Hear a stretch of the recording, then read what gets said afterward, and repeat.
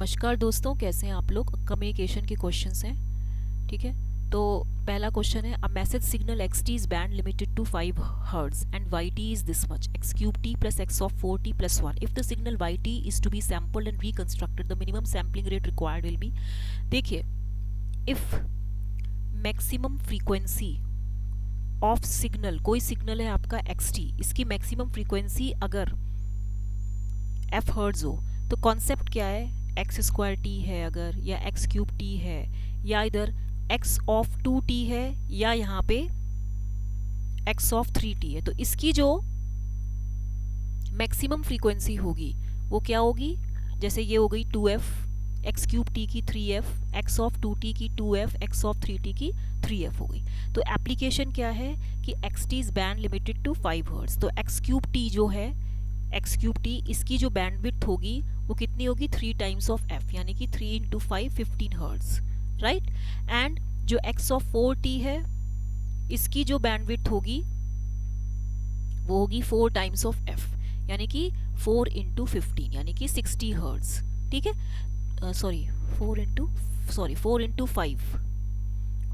5 यानी कि 20 हर्ट्ज। तो मैक्सिमम फ्रीक्वेंसी जो इसकी होगी, जैसे ये एक्स क्यूब टी थी, ये 15 थी, इसकी थी 20, तो मैक्सिमम फ्रीक्वेंसी कितनी हो गई 20 हर्ट्ज।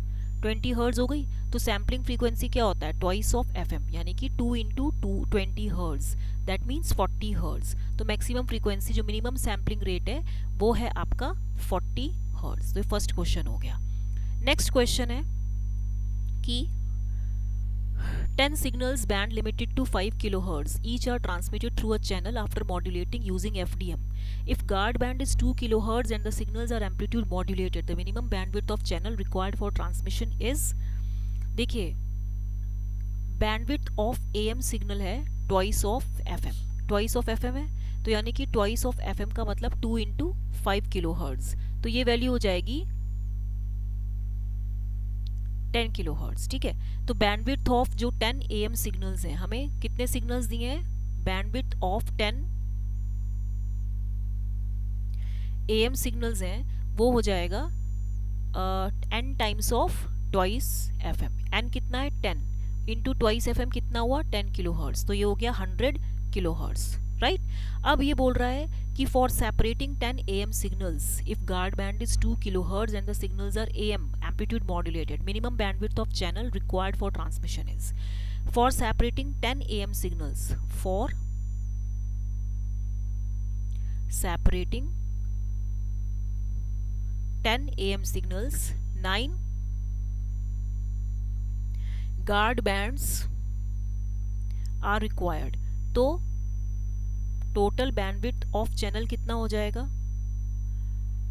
100 आपका आया, n times of twice FM plus जो जितने आपके गार्ड बैंड्स थे ना, जितने गार्ड बैंड्स, ठीक है, इंटू 2, तो कितना आया ये 100 किलो हर्ट्ज था, ये 100 किलो हर्ट्ज था, ठीक है। एंड इधर ये कितना हो गया 9 इंटू 2, तो ये हो जाएगा आपका करीबन 118 किलो हर्ट्ज। तो ये फॉर्मूला आपको याद रखना है। Guard band is 2 kilo hertz है, तो यानी कि अगर कितने 9 गार्ड बैंड्स चाहिए, तो 9 गार्ड बैंड्स 10 AM सिग्नल्स के लिए हो गए, और एक का 2 किलो हर्ट्ज है, तो 9 का 9 इंटू 2 हो जाएगा, ठीक है। नेक्स्ट क्वेश्चन है, for a given signal energy equal among various digital modulation schemes the probability of bit errors among them are. देखिए, probability of error for ASK अगर मुझे निकालना है एम्पलीट्यूड शिफ्ट कीइंग, तो ये हो जाएगी half ERFC under root EB by 4n0। Probability of error for BPSK वो जाएगी half ERFC under root EB by n0, ठीक है। Probability of error for BFSK हो जाएगी half ERFC under root EB by twice n0। ये सब आपको याद होना चाहिए। प्रोबेबिलिटी ऑफ QPSK हो जाएगी half ERFC under root EB by n0। तो ERF जो ये आपका फंक्शन है, ERF एरर फंक्शन है, ERF और X फंक्शन में जो है एज X वैल्यू इंक्रीजेज, तो जो आपकी value of ERF of X है वो डिक्रीज करेगा, तो यानी कि इसमें जो प्रोबेबिलिटी इसने बोला है, probability of bit errors among them are, जो प्रोबेबिलिटी ऑफ ASK है ये ज़्यादा है, ठीक है, प्रोबेबिलिटी ऑफ BFSK की कम है, ठीक है, and is greater than probability of BPSK and is equal to probability of QPSK। मतलब BPSK की बाइनरी फेज शिफ्टिंग की प्रोबेबिलिटी बहुत कम होती है, उसके बाद BFSK की होती है और सबसे ज़्यादा ASK की होती है। तो जैसे ही x की वैल्यू बढ़ेगी आपका ERFX घटता जाएगा, ठीक है। तो यहाँ पे जो इसका आंसर है वो सेकंड है, ठीक है। नेक्स्ट क्वेश्चन है, the information in an analog voltage waveform is to be transmitted over a PCM system with plus minus 0.1% accuracy. The analog waveform has an absolute bandwidth of 100 Hz and an amplitude range of minus 10 to plus 10 volt.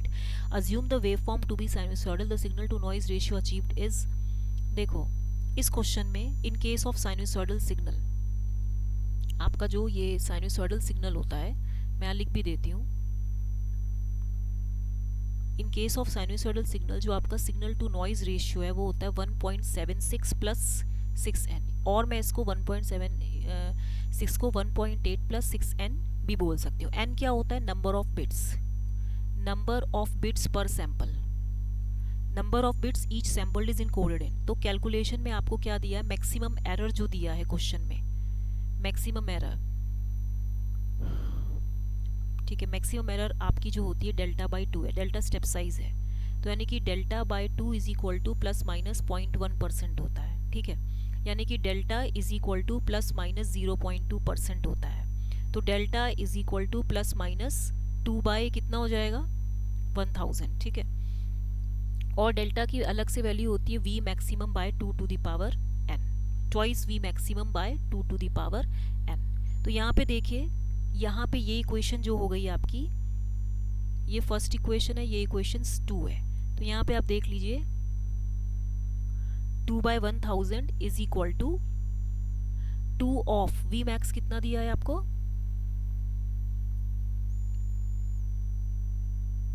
10 दिया है, by 2 to the power n, ठीक है। तो यहाँ पे आप देखिए 2 to the power n is equal to 10 to the power 4। जब n की taking log on both sides, जब हम लॉग लेंगे तो n log base 10 2 is equal to 4 log base 10 10। तो ये वैल्यू कितनी हो जाएगी, n की वैल्यू 14 समथिंग आएगी, ठीक है। 4 डिवाइडेड बाई 3 कर लीजिए, 0.3010, जो 40 बाई 3 समथिंग 3, हाँ तो कुछ आएगी 14 आएगी। तो यहाँ पे जो सिग्नल टू नॉइज रेशियो की वैल्यू आएगी वो होगी 1.76 प्लस 6 टाइम्स ऑफ n, यानी कि 85.76 dB। तो आपका आंसर आएगा 85.76 dB, ठीक है। तो ये आपको मैंने 4 क्वेश्चन कराए हैं, अच्छे क्वेश्चन हैं, इनको नोट कर लीजिएगा। Okay, thank you very much. Like share subscribe करना मत भूलिएगा।